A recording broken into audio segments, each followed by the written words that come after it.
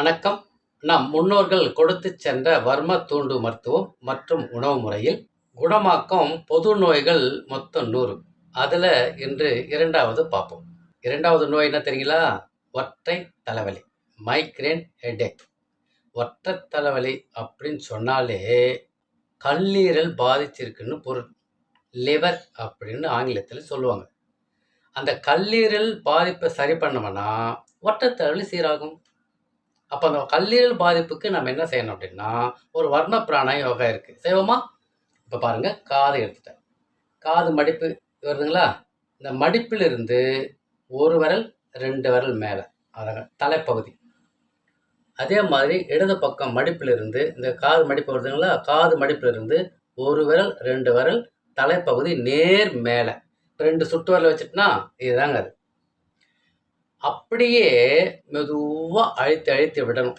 வேறு ஒன்றும் கிடையாது. இது பேர் பொற்கை வர்ம பிராண யோகா. 1, 2, 3, 4, 5, 6, 7 இந்த மாதிரி ஒரு 2 நிமிடம் அழுத்தி விடணும். இது ஒரு வர்ம பிராண யோகா. இன்னொரு வர்ம பிராண யோகா இருக்குது. அது என்ன தெரியுங்களா? கையில் இருக்குங்க. அது முழங்கை நடுக்கு வர்ம பிராண யோகா. முழங்கை பகுதியில் தான் இருக்குது. இது முன்பக்க பள்ளம். இது முழங்கை மொழிபொறுத்து வர்மம். அதுக்கடுத்து மணிக்கட்டு இருக்குது. மணிக்கட்டுக்கும் இந்த முழங்கை மொழிபொறுத்து வர்மத்துக்கும் மையத்தில் இருக்கிறது தான் இந்த முழங்கை நடுக்கு வர்மம். ஓகேங்களா? இந்த முழங்கை நடுக்கு வர்மத்தில் பெருவிரலை வச்சுட்டு நேர் பின்னாடி சுட்டு விரலை வச்சுட்டு மெதுவாக அழுத்தி விடணும். அதாவது முன் பின்னாடி, இது முன்னாடி இது பின்னாடி அழுத்தி விடணும் 2 நிமிடம்.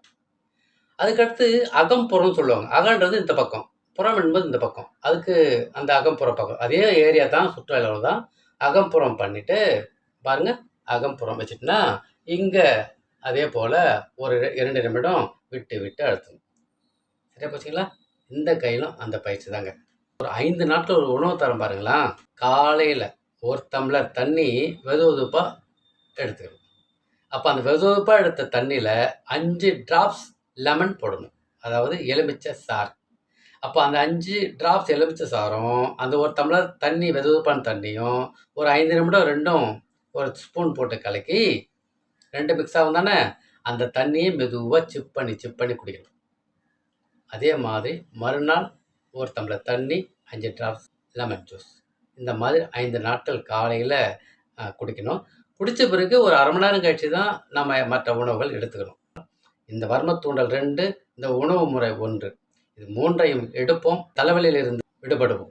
நம் நலம் நம் கையில். அன்புடன் உங்கள் கண் ரவிவர்மன்.